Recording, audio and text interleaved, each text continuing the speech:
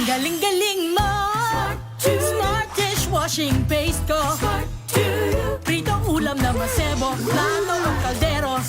Tanggaling for everyday. Ganyan, pag smart ang dishwashing paste, may double tanggaling formula. Tanggal ang sebo, tanggal ang bakterya. Pahit para walang pahit, linis fantastic sa metal at plastic na to.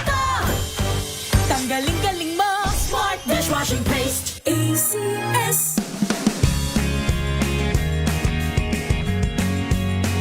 Unboxing MX3 Tea. This is a unique combination of mangosteen and pandan. Each box has 20 tea bags that can be steeped to 1 glass or up to 1 liter of water. Enjoy it hot or cold. Shop at Lazada, Shopee, and in leading drugstores nationwide. Sa lahat ng bagay, simula pa lang, siguraduhing max protection na. Kasi pag kulang ang proteksyon, baka madaling masira. Sa ngipin, dapat may max protection din. Max Alaga ng unique toothpaste. With Max Protect formula, helps stop cavities before they start, while keeping breath fresh. Try unique maximum fluoride protection. Para Max Alaga, Max Protektado. ACS. May arte? May budget? Akala nyo lang yon. So solid. White rose papaya, wow, white rose. White rose papaya, wow, white rose.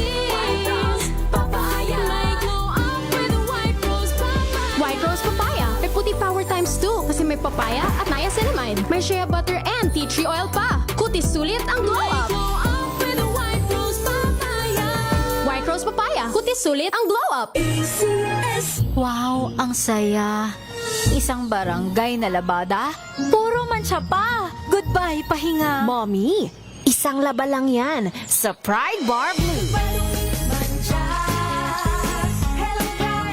May powerful stain-away enzymes na malupit sa dungit mansya. At di masakit sa kamay. Isang laba lang yan. Hello, pahinga. Hello, Pride Bar Blue. ACS.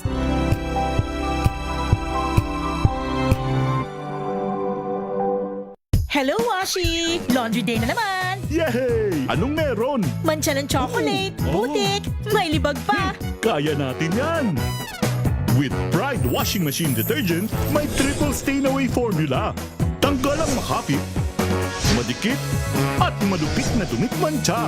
Kaya easy-easy ang labada. Mula noon hanggang ngayon. All you need is pride. All you need is pride.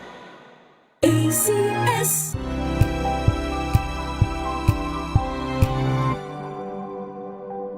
Tambalang Anthony Taberna at Jerry Baha ang gigising sa inyong umaga dahil lalatay ang humahagupit na diskusyon at komentaryo Lunes hanggang Biyernes sa 2x2.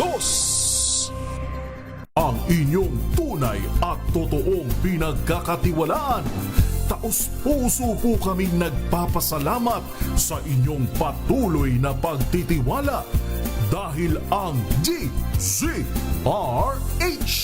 una sa Pilipinas, una sa Pilipino, saan ka man sa mundo, tayo Pilipino.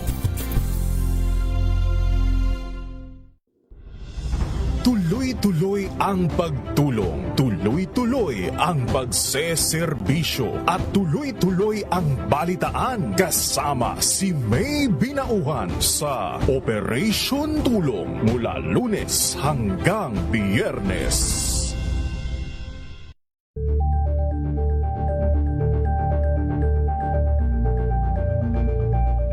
Curious ka ba sa maraming bagay? Kami na ang bahala dyan. Aalamin, tutuklasin at bibigyang linaw namin ang mga katanungang bumabagabag sa inyong isipan. Sa programa kung saan ang bawat sagot ay galing lamang sa mga eksperto. Ang Expert's Opinion, tuwing linggo 3:00 ng hapon, dito lang sa DZRH TV.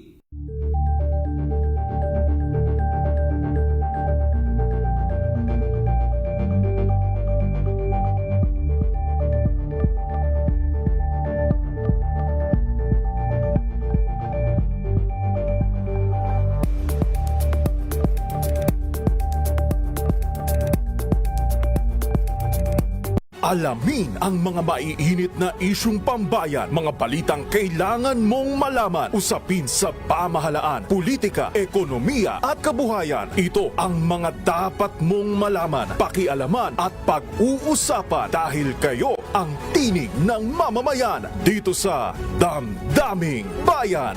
Live sa DZRH Radio, DZRH TV at DZRH Digital. Kasama sina Lakay, Deo Makalma at Elaine Apit. Araw-araw, Lunes hanggang Biyernes. Damdaming Bayan.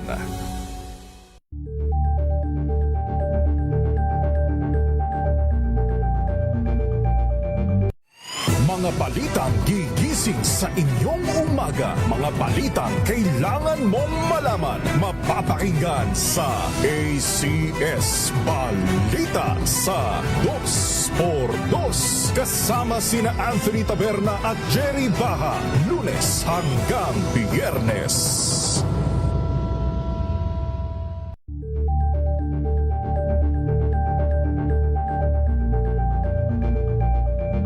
We've got you covered.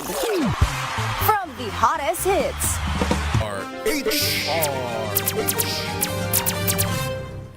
Pilipinas ang oras 8 minuto makalipas ang ika-6 ng umaga. Kahit araw ng pahinga, balita pa rin ang nangunguna. Sasamahan ka ni DZRH Ace Reporter Val Gonzales. Linggo-linggo, pagsapit sa umaga, Mega Balita Linggo. Kasama si Val Gonzales.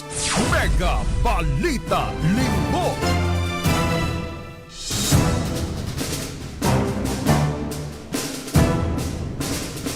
Magandang umaga Pilipinas, Luzon, Visayas at Mindanao. Hindi ho tayo napaaga sa ating programa. Tama ho ang inyo narinig, ito ay programa ni Val Gonzales.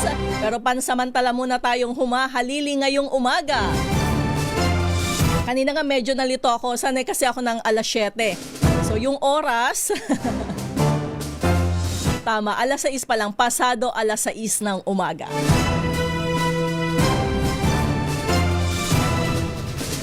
Ito po si Leth Narciso at narito na ang ulo ng ating mga balita sa Mega Balita Linggo.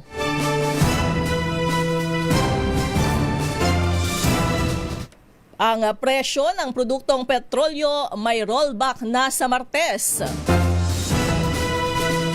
Pero ang pagbabang iyan sa presyo ng langis, hindi daw agad magpapababa naman sa presyo ng mga bilihin sa palengke ayon mismo sa Department of Agriculture.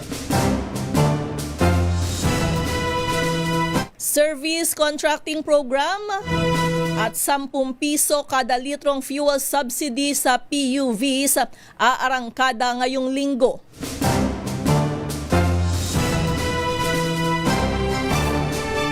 Masikip na traffic sa ilang bahagi ng Maynila at Quezon City, asahan daw ho bukas dahil sa paglilipat ng tunnel boring machine ayon sa Department of Transportation. At yun hong impeachment proceeding kay VP o Vice President Sara Duterte sa Kamara tuloy sa Martes.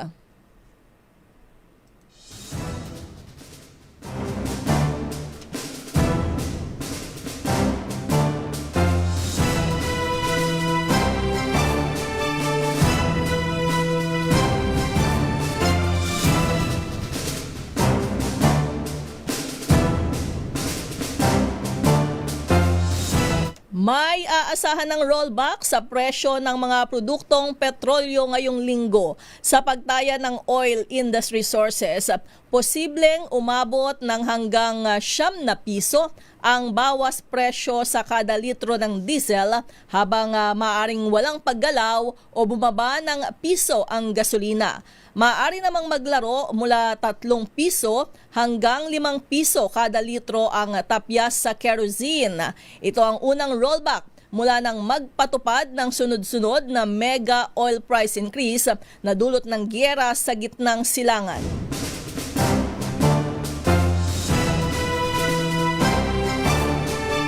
Okay na ho ba tayo dun sa rollback na yon?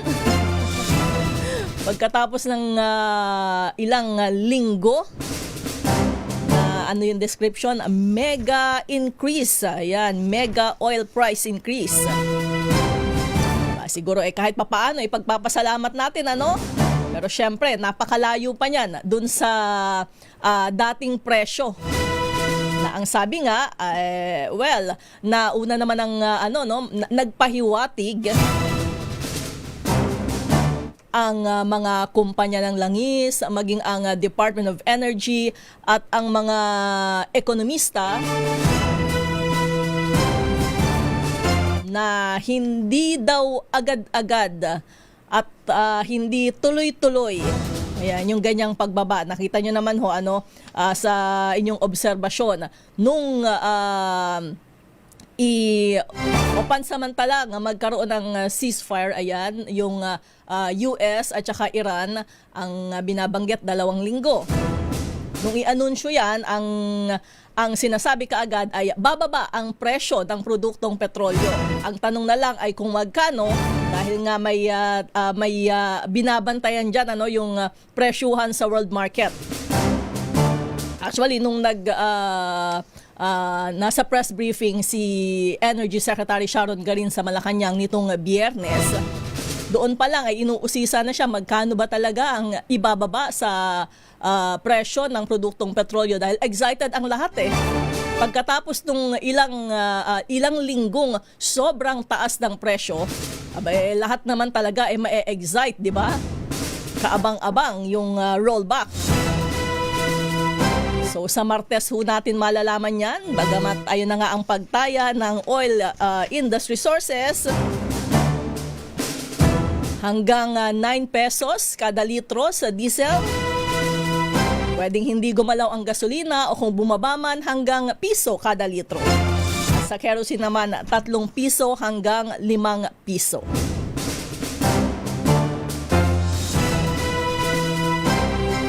Sa kaugnay na balita, dumating sa Pilipinas ang 329,000 barrels ng diesel mula sa Malaysia bilang bahagi ng hakbang ng pamahalaan na palakasin ang supply ng langis sa bansa. Ayon sa Department of Energy, ito na ang ikalawang shipment mula sa mga bansang nasa labas ng Middle East, kasunod ng 142,000 barrels na dumating mula sa Japan noong March 26. Target ng gobyerno na makakuha ng hanggang 2 milyong barrels o katumbas ng 318 million liters ng diesel mula sa iba't ibang source para maiwasan ang kakulangan ng supply. Inaasahan pa ang karagdagang 600,000 barrels mula sa India, North Asia at Oman sa mga susunod na linggo. Sa kasalukuyan, may sapat na inventaryo ng langis ang bansa na tatagal ng higit 50 araw.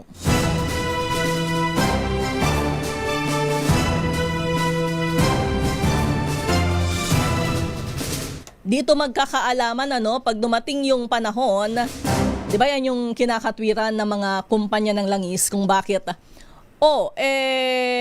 kapag tumataas ang presyo ng produktong petrolyo, napakataas. Pero kapag pababa, napakababa rin. Diba? Ang paliwanag nila dyan, kasi dahil nga ang nagdidikta ng presyo ay ang pandaigdigang merkado, kahit daw kung halimbawang yung binili nila na mga produktong petrolyo, kahit kung binili nila ng mura at may pagtaas, kailangan pa rin nilang magtaas.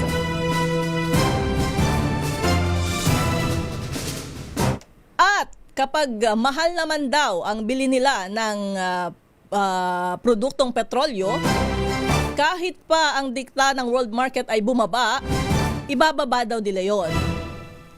Baka yun yung paliwanag kung bakit kapag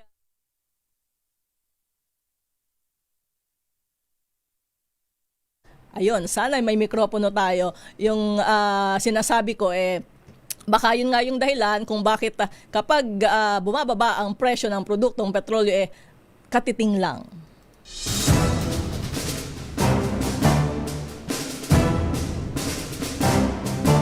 At ito na nga, malabo para kay dating Energy Secretary Jericho Petilla na bumalik pa sa dating mababang presyo ang krudo. Ipinaliwanag ni Petilla na maraming factors ang nakaapekto sa presyuhan nito at hindi kontrolado ng Pilipinas. Lalo pang naging taas-baba ang presyuhan ng langis dahil sa epekto ng gulo sa Middle East sa supply at importasyon nito. Ang fuel prices is apektado sa marites. Ibig sabihin, may banta lang ng konti, meron lang nag-away, tumataas, pero wala namang away pa na totoo. Magkaka-shortage, wala pang shortage, tumataas na. That is how sensitive world prices are pagdating sa fuel. Pero meron namang second, yung second, actual shortage. So asan ba tayo ngayon? Nasa dalawa tayo.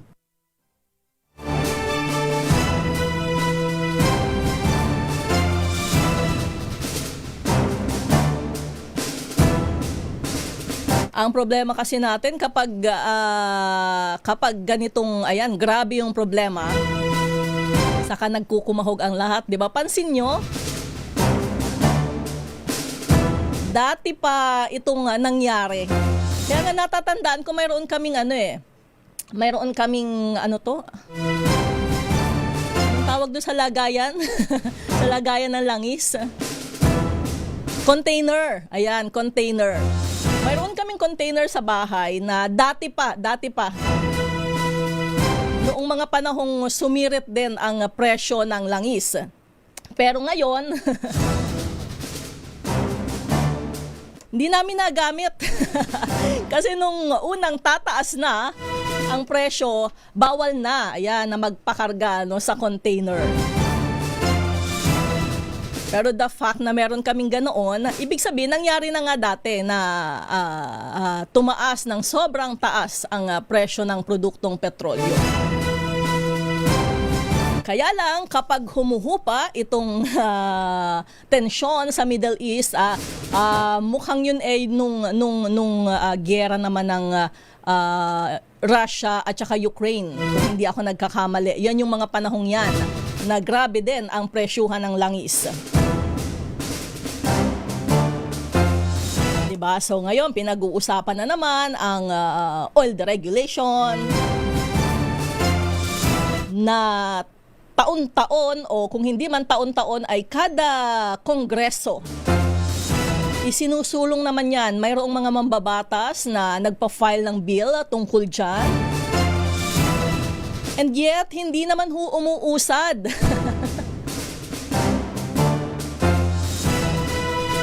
So, nasaan ang problema? Ito na naman tayo kapag gumanda-ganda ang sitwasyon sa gitnang silangan. Ang sabi nga ay hindi na babalik sa dating presyo, siyempre, umaasa naman tayo na kahit papaano bababa na, malapit-lapit naman doon sa dating presyo. Ang tanong, may magbabago na ba sa ating sistema ng pagpupresyo? Sabi nga nung mga kumpanya ng langis, gagayahin pa nga daw ng ibang bansa yung sistema dito sa Pilipinas. Akalaan niyo yun? Dati pa rin, nag-cover ako dyan sa mababang kapulungan ng Kongreso at dati pa rin napag-uusapan, mayroon ng hiling na silipin yung libro ng mga oil company para malaman kung mayroon bang nangyayaring pagsasamantala, mayroon bang sabwatan, nagsasabwatan ba sila sa pagpupresyo? Tingnan nyo, di ba? Ngayon, lumalabas na, pwede palang hindi sila sabay-sabay na martes. Dun sa presyo, maaring kung talagang yon na daw ang dikta ng world market. O edi yon.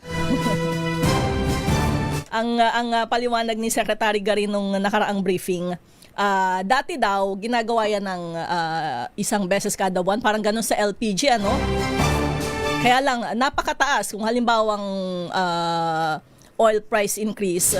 Imagine niyo iipunin niyo yung kada linggo, ano? Eh di napakalaki nga naman kung buwanan.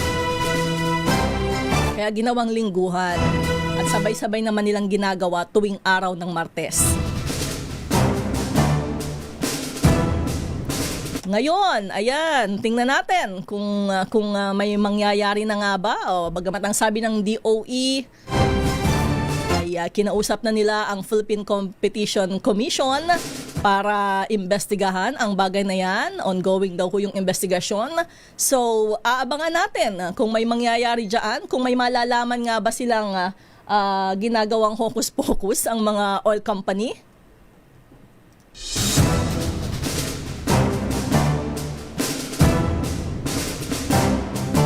Dahil wala daw ho sa kanila yung pagtukoy noon kundi nasa PCC.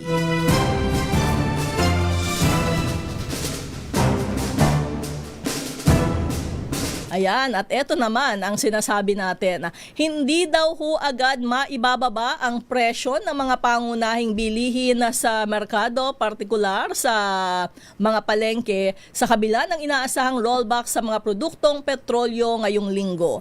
Ayon sa Department of Agriculture, mananatiling mataas ang presyo ng mga pagkain, pero makatutulong ang rollback para hindi na ito lalo pang tumaas.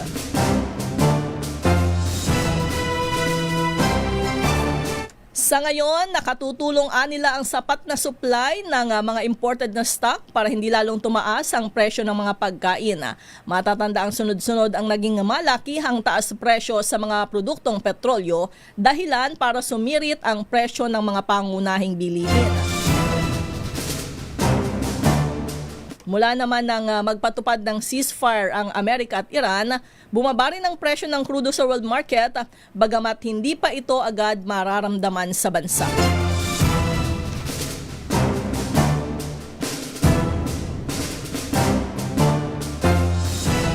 Ang nakakalungkot, 'di ba? Nabalitaan natin yung mga magsasaka diyan sa Mountain Province, sa Benguet. Namumroblema dun sa hindi lang diyan, yan lang yung nababanggit natin, ano.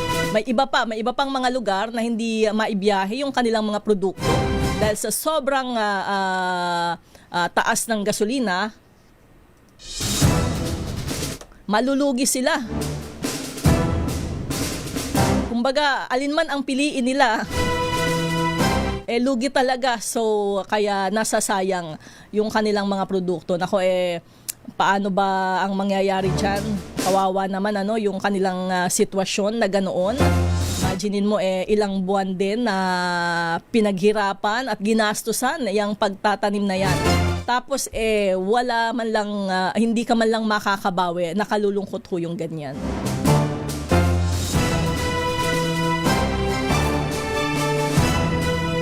Ito para naman ho doon sa mga nag-maintenance, ayan, na gamot. Sapat daw ho ang supply ng mga gamot sa bansa at walang pagtaas sa presyo sa kabila ng problema sa petrolyo dahil sa gulo sa Middle East. Iyan naman ang tiniyak ng Department of Health. Ayon sa ahensya, walang problema sa supply ng gamot at lingguhang binomonitor ang 10 pangunahing gamot kabilang ang para sa hypertension, diabetes, cholesterol at antibiotics para matiyak na walang pananamantala sa merkado. Sa kabila nito, posibleng magkaproblema daw sa presyo kung magsimulang mag-charge ang mga kumpanya abroad ng transport. Maaring tingnan ang presyo ng mga gamot sa pamamagitan ng Drug Price Watch sa eGov PH app, kung saan makikita ang pinakamalapit na botika at ang pinakaabot kayang presyo ng mga gamot.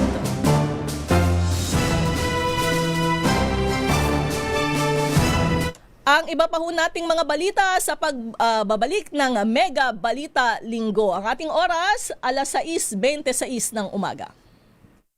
This time check is...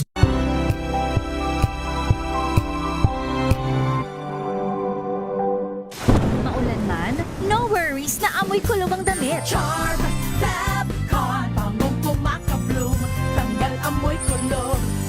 Kaya gamit ko, Charm Fab Con with Bloom Fresh technology. Kills 99.9% of kulob-causing bacteria.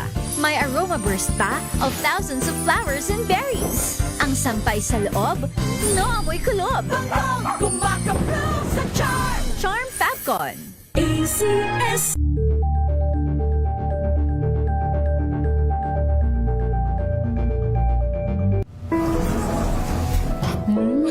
Amoy forever. Amoy LQ. Amoy New Cala Berry Blooms. Amoy Cala, amoy good vibes.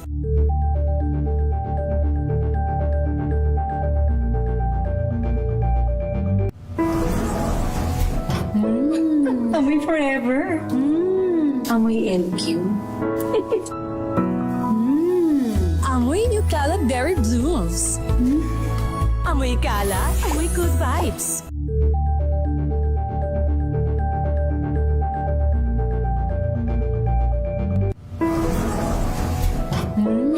Amoy forever.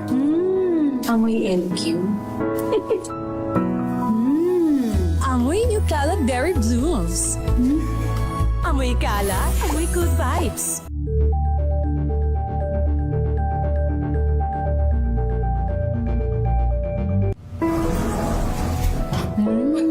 Amoy forever. Amoy LQ. Amoy New Cala Berry Blooms. Amoy Cala, amoy good vibes. May nagbago. May arte. May budget. Kala nyo lang yon. So solid. White rose papaya, wow, white rose. White rose papaya, wow, white rose. White rose papaya. May glow up with white rose papaya. White rose papaya. May puti power times 2 kasi may papaya at niacinamide. May shea butter and tea tree oil pa. Kutis sulit ang glow May up. glow up with white rose papaya. White rose papaya. Kutis sulit ang glow up. ACS. Amoy forever. Amoy LQ. Amoy New Cala Berry Blooms. Amoy Cala, amoy good vibes.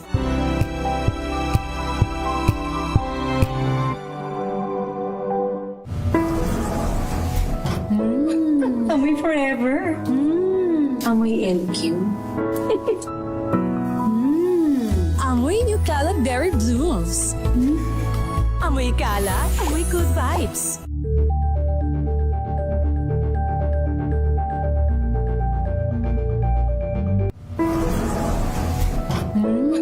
Amoy forever.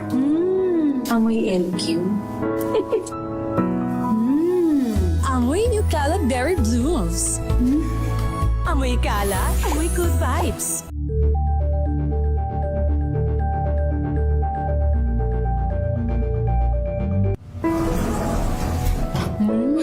Amoy forever. Amoy LQ. Amoy New Cala Berry Blooms. Amoy Cala, amoy good vibes.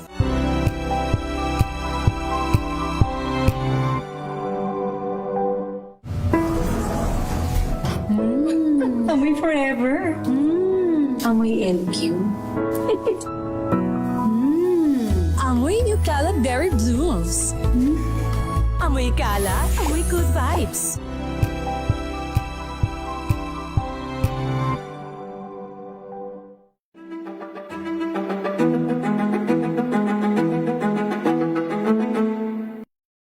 Kaming mga teacher, hindi pa kami nakukonsulta, no? Katulad nung iba pang mga policies ng DepEd na sinasabi naming top-down at hindi nagmumula doon sa ano ba yung problemang dapat solusyonan, no, doon sa ating mga eskwela. Kahit anong school calendar pa, talagang darating ang bagyo, ang lindol, no?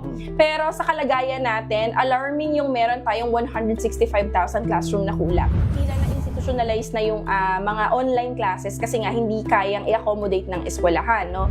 Pag tinignan mo yung transmutation table, pag nakakuha ng 60 yung estudyante, pasado na siya. Magiging 75 na yon sa mismong actual grade niya. In a way, nilulunok na lang talaga ng mga teachers natin yung pride namin no, na parang ang sama-sama ng loob namin na makakapasa tong batang to pero alam namin na hindi siya natuto.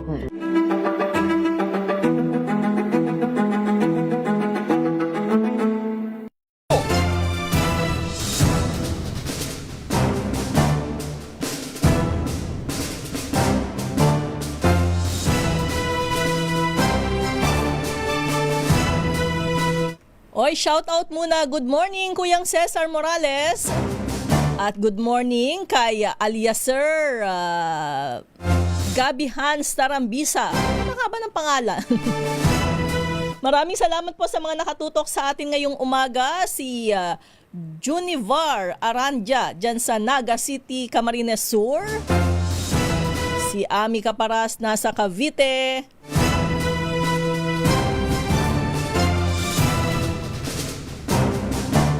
At may nabasa kasi ako dito. Sino ba ito?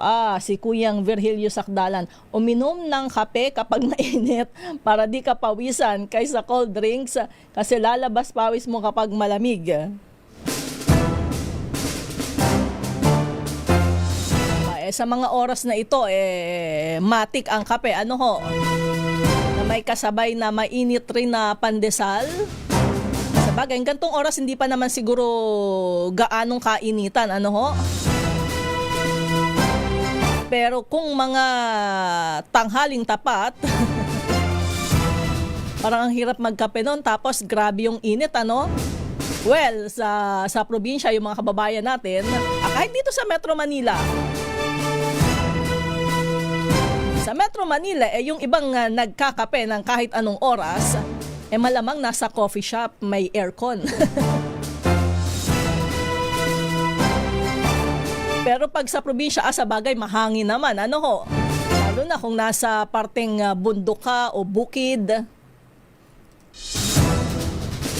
Ayan, nabanggit ko yung bukid. Nako, ingat-ingat ho sa ating mga kababayan, lalo na sa mga magsasaka na nagbibilad sa init ng arawan. Sa init ng araw, grabe ang tindi ng init ngayon. At kaugnay ho niyan, eto naman, tiniyak ng PhilHealth, ayan, na may aasahang coverage ang mga miyembro nito sa gitna ng nararanasang matinding init ng panahon. Ayon sa PhilHealth, may iba't ibang inpatient benefit package para sa heat-related illnesses, gaya ng heat stroke, heat exhaustion, heat collapse, heat cramp at sunstroke na nagkakahalaga ng 12,675. Sa heat fatigue, 18,135 at moderate to severe dehydration, 7,800 pesos. Para naman sa emergency situation, saklaw ito sa ilalim ng outpatient emergency care benefit package na maaaring i-avail sa level 1 to 3 hospitals. Sana itatalang heat index ng Pag-asa, ilang lugar pa rin ang nakararanas ng mula extreme caution o mula 33 hanggang 41 degrees Celsius heat index hanggang danger 42 hanggang 51 degrees Celsius na damang init. Grabe ang init na yan, ano? Inom ho ng maraming tubig para hydrated tayo, maiwasan ang dehydration. At kahit ho yung mga bata, walang edad ng pinipili ang heat stroke.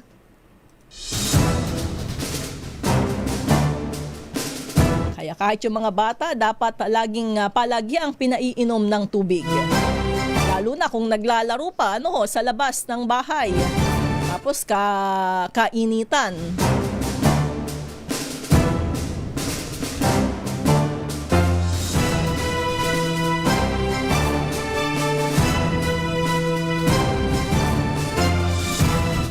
Mayroon hong nasabat ang mga otoridad na tinatayang higit 100 milyong pisong halaga ng pekeng gamot sa isang entrapment operation sa hotel sa Makati City.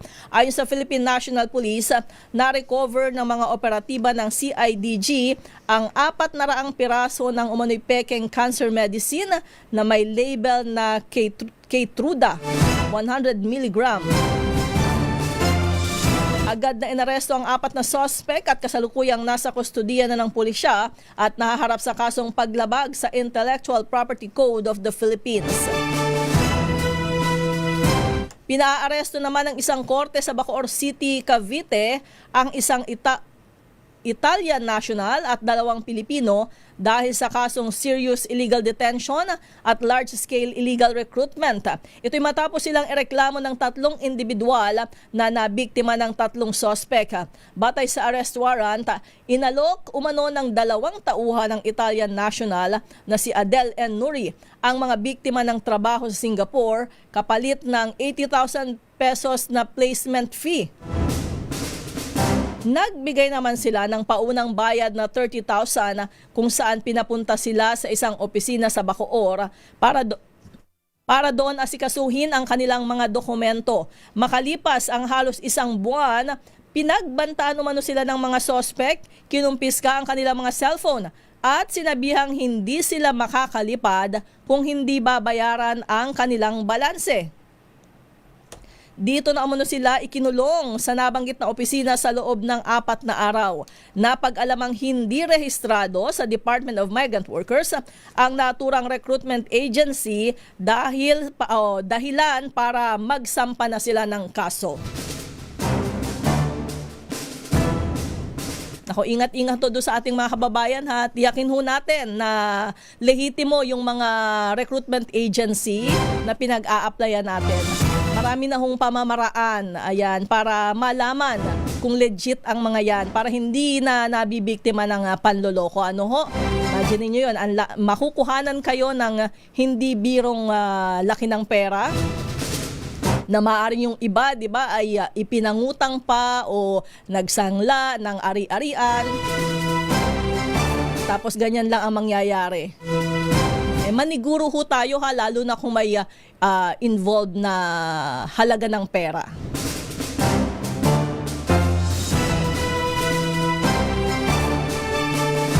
Sa kaugnay na balita, naharang ng Bureau of Immigration ang isang babae sa NAIA Terminal 1 na patungo sana sa bansang Georgia para maging isang surrogate. Ayon sa BI, nagpakilala ang babae bilang isang OFW. Magtutungo umano sa Hong Kong para magtrabaho bilang isang domestic helper. Pero nabisto sa interview na plano pala nitong magtungo sa Beijing, China bago lumipat patungong Georgia. Pinangakuan umano siya ng isang babaeng recruiter na nakausap niya online. Imagine niyo ho yun, online lang. Nakausap tapos pinagkakatiwalaan natin.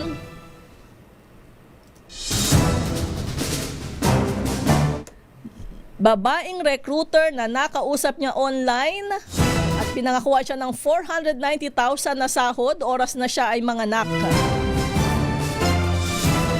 Dinala na sa Interagency Council Against Trafficking ang babae para sa gagawing case development.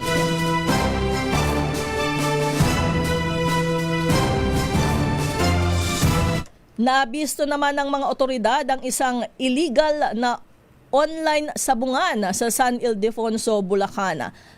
Ito'y makaraang sa lakayin ng mga otoridad ang isang sabungan kung saan nadiskubreng naka-live stream ito. Inaresto ang 16 na katao, kabilang ang mga tumatanggap ng taya online. Na-recover sa operasyon ang mga ginamit na camera, computer at iba pang kagamitan para sa live streaming at 3 baril.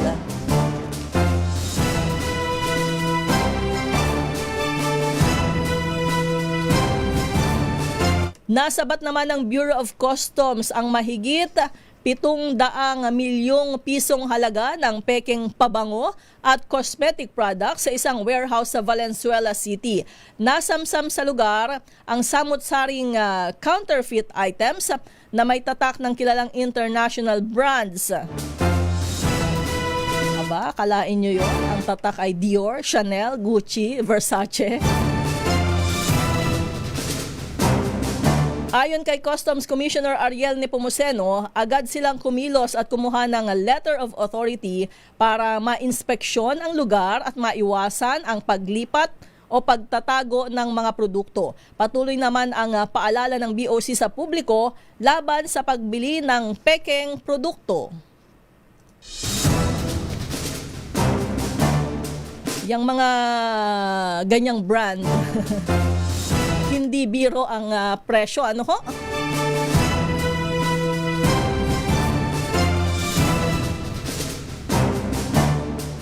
Yung hindi nga ganyang brand na medyo mamahalin din. Bilang kuripo tayo. Kung hindi lang din naman na regalo ng kapatid ko. Hindi ako bibili niyan. Napakamahal. Okay na ako sa mga local brand. Aba, bakit? Mababango rin naman ang mga yun ah. Ang importante ho kasi ay regular tayong naliligo. Ano ho?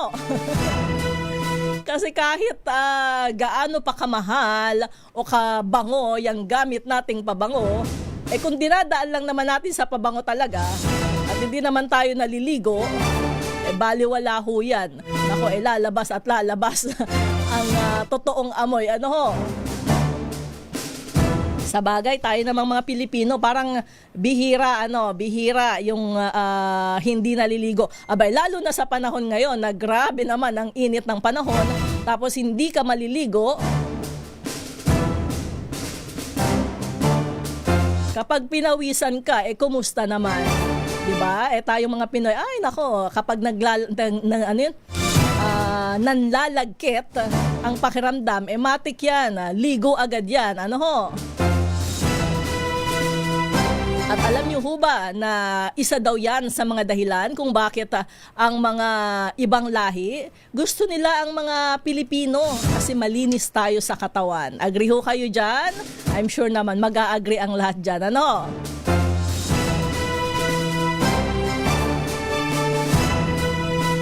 Uy, may alok na libreng agahan at tanghalian ang Department of Social Welfare and Development, DSWD, para sa mga tsuper.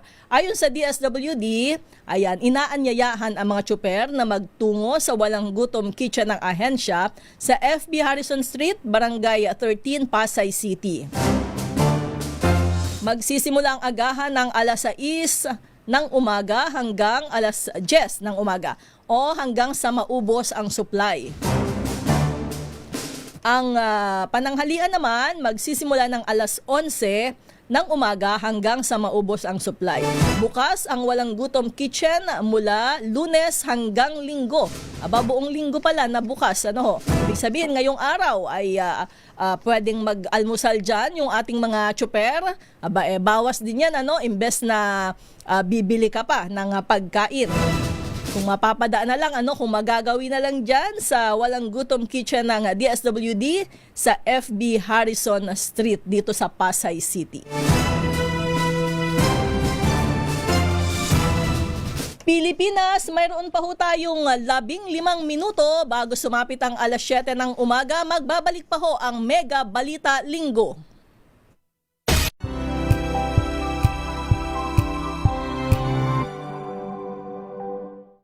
Maagang balitaan, maagang usapan sa mga issue at balita. Kasama si Kuya Angelo Palmones sa Magandang Umaga Pilipinas. Mula Lunes hanggang Biyernes.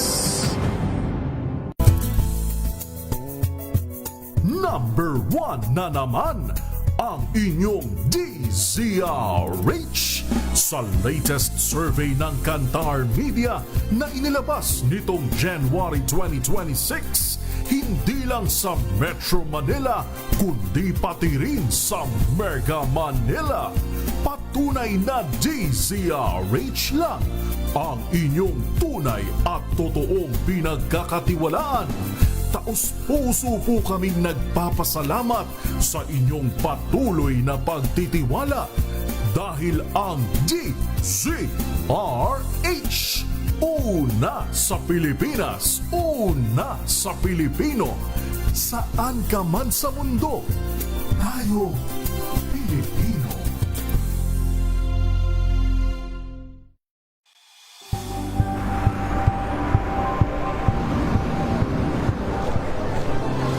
ating mga eksperto. Dito lang sa Expert Opinion. Ito ang The Better News. TNVS. Trending and sa kwento, iba't ibang anggulo. Dito sa Point. Bawat pananagutan ating tatalakayin dito sa Hoy. Bawal yan. Pilipino, dito lang sa News.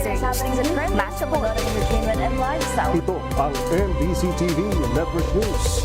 Una sa Pilipinas, una sa Pilipino.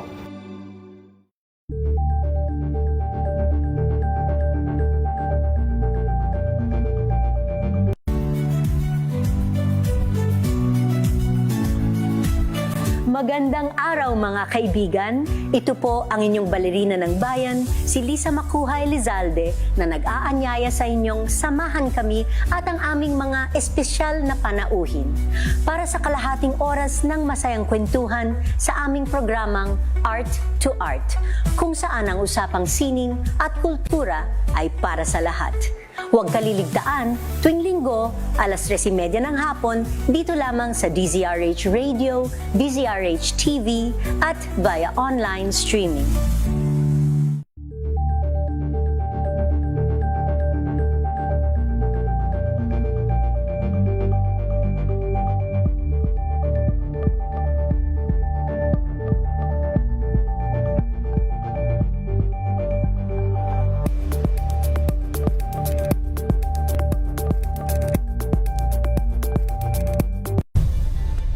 Nagsimula sa pangarap hanggang sa maabot ang tagumpay.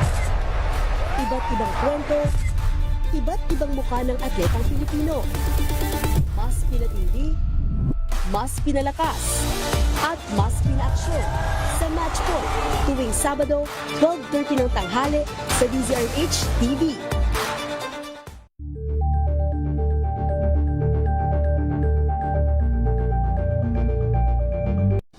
Ng naitalang 17 individual na ang kanilang naaresto. Metro Manila Development Authority o MMDA ang No Contact Apprehension Policy o NCAP sa Metro Manila. Sa ang ilang mga dokumento ay peke. Hindi rin legal ang employment na ipinangako sa kanila.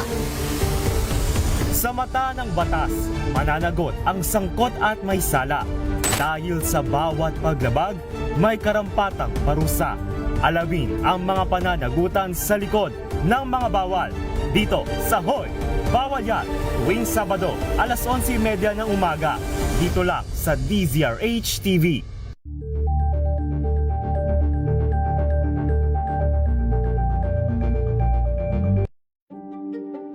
Buklatin ang mga pahina. Pakinggan ang boses ng lipunan. Tunghayan ang mga issue mula sa ibang katayuan. Nakakalungkot kasi deserve ba namin ng ganito? Na hindi nila alam kung ano talaga yung kanilang mga karapatan. Yung gobyerno, tinulungan nila yung kanilang magsasaka. Pinapatahimik tayong lahat using various laws. Through education, kayang-kaya nating baguhin yung ganitong klaseng pag-iisip. Isang kwento, iba't ibang anggulo. Dito, sa Point of View.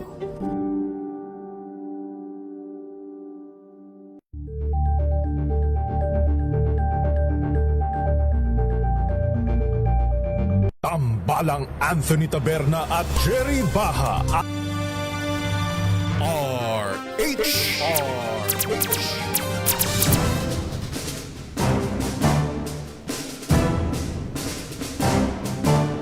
Mayroon na lamang ho tayong 10 minuto bago sumapit ang alas 7 ng umaga.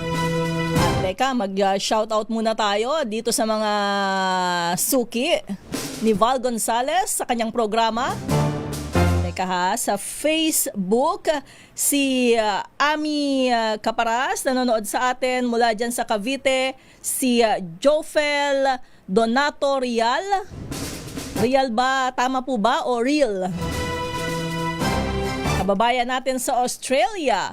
At magandang umaga, paring Tristan Gulay. Sabi niya kasi magandang umaga, Maring Let. Good morning and happy Sunday kay, bakit nawala yan? Si Margarita Guevara dyan sa Pampanga. At sa Bicol naman, magandang umaga, nakikinig po sa radyo habang nanonood sa aking mobile phone. Kalain mo nga naman yon. Nakikinig na sa radyo, nakatutok pa sa kanyang cellphone. Maraming salamat po, Raul Destacamento dyan sa Bicol. Marhay na aga. Tama ba? Tama? Yun yung magandang umaga sa Bicol. Sa mga taga Bicol. Si Abet Ambulo dyan sa Silang Cavite. nakatutok rin, nanonood siya ngayon. Si Raul Olonan, nakikinig siya sa Cainta, Rizal. Buenos dias, sabi ni Paul Reyes.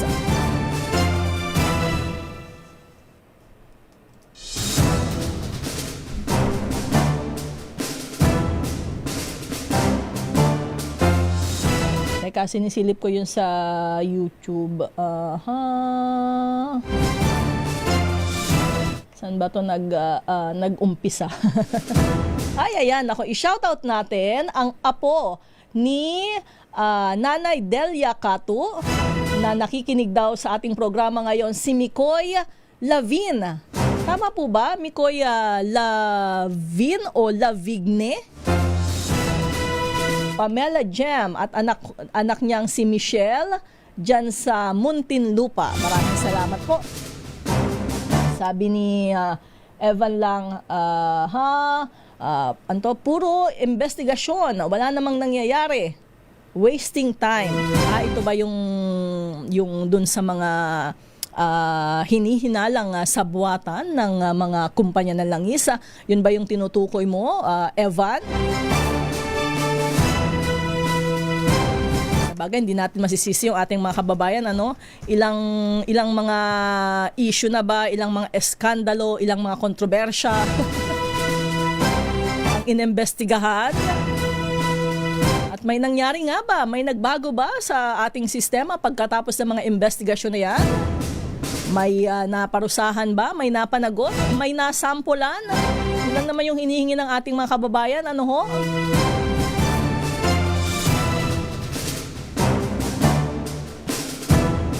Maganda na sinisilip yung ganyang mga bagay kung mayroong mga pagdududa na may mga ginagawang kalokohan, may ginagawang pandaraya. Ang gusto kasi ng mga tao, ang gusto ng mga tao, kapag halimbawa sinabi na iniimbestigahan yung sa posibleng pandaraya, dapat may resulta. Anong nangyari doon sa investigasyon? Napatunayan na nandaraya nga. Dahil dyan, siya ay mapaparusahan ng ganito. Sila ay mapaparusahan ng ganito. Yun mo yung hinihintay ng ating mga kababayan.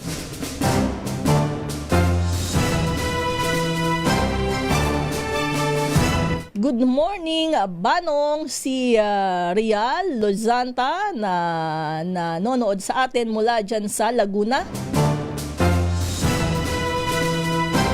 Si ating Teresita, sabi niya tag-init o taglamig, hot coffee pa rin. Pagkatapos kumain, gawain nga yan ng ating ng karamihan sa atin. Ba't nga ba masarap magkape pagkatapos kumain? Sabi ni Bentong, masarap magkape, refreshing. Refreshing talaga? Ano ba yan? Iced coffee ba yan?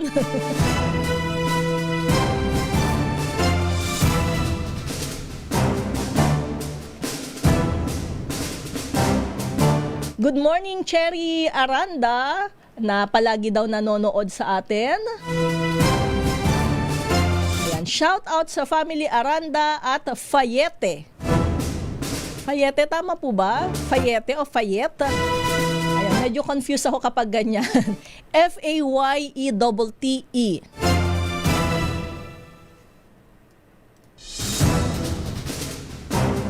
Good morning, FM 2009.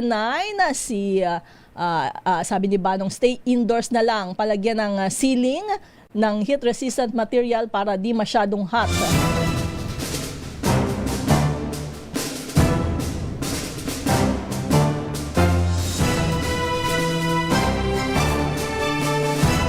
Yung iba naman, ang dami ng senyales na illegal recruiter kumakagat pa rin. Ayun nga, gaya ng sabi ko, marami ng pamamaraan para i-check kung legit yung mga yan. Para wala na hong nabibiktima. Ang masama yung mga di ba, nakakaalis pa, tapos pagdating doon sa pupuntahan nila yung ipinangako sa kanilang trabaho, hindi naman yun yung trabaho nila.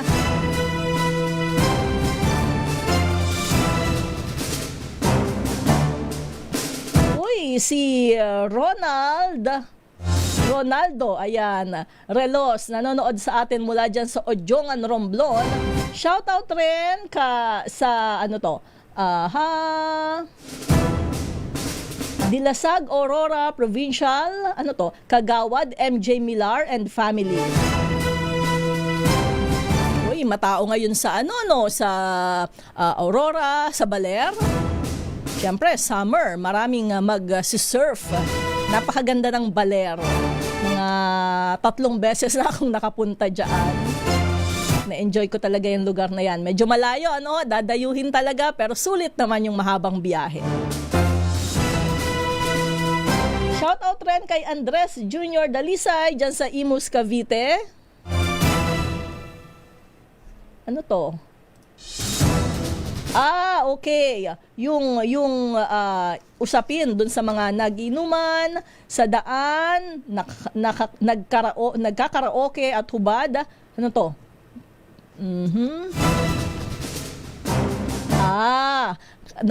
Kapag nakahubad pang itaas, kulong agad, pero yun daw mga politiko na nagnanakaw, mali-maleta, hanggang ngayon, wala. Only in the Philippines. Ayan nga, tungkol nga pala dyan, ang sabi ng Philippine National Police ay nasa higit 50,000 na katao yung nahuli sa Safer Cities Operations na nagsimula noong April 6. Pinakamarami sa mga paglabag ang pag-inom at paninigarilyo sa mga pampublikong lugar.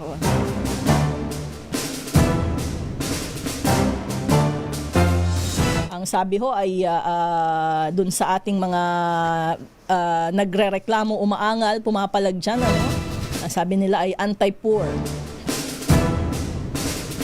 Pero siguro titingnan rin natin, babalansihin din natin. Kasi mayroon naman talagang mga lugar na grabe naman. Lalo na kapag pampublikong lugar, tapos nasa kalsada ho kayo, nagiinuman, tapos nagyoyosi pa. Siguro actually parang sa mga city may ganito ng mga ordinansa, kada lugar. Dito sa amin, alam ko yung curfew sa mga bata. Dati pa pinatutupad bago pa ito i-implement. Dahil dun sa lugar namin, talaga namang hating gabi na. Mayroon pa ring mga kabataan na nasa labas. Minsan nagkakagulo pa,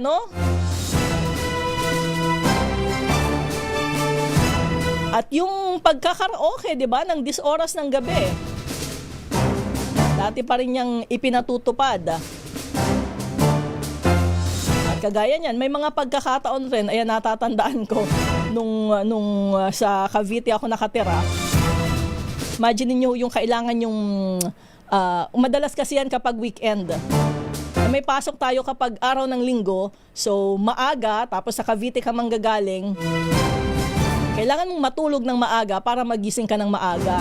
Paano ka naman makakatulog ng maaga? Kung alas 12 na, ay may nagkakantahan pa, gigising ka ng alas 3 ng madaling araw. Konsiderasyon din sa ating mga kapitbahay. Kung tutusin, dapat hindi na ipinag-uutos yung mga ganyan. Diba? Kung mayroon lang talaga tayong disiplinang mga Pilipino.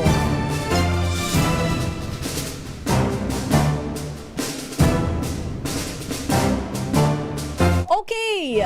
Ay nako, hindi ko na malayan yung oras, pero hindi bale dahil ako pa rin naman ang uupo sa susunod na programa.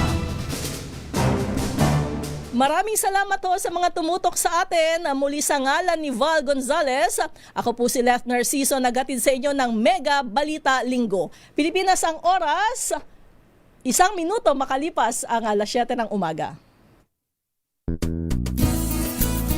Tinesting, sinuri, siniyasan. Ang resulta, super effective ang Shield sa pagpatay ng bakterya at virus. Shield Antibacterial Soap. Believe ang mga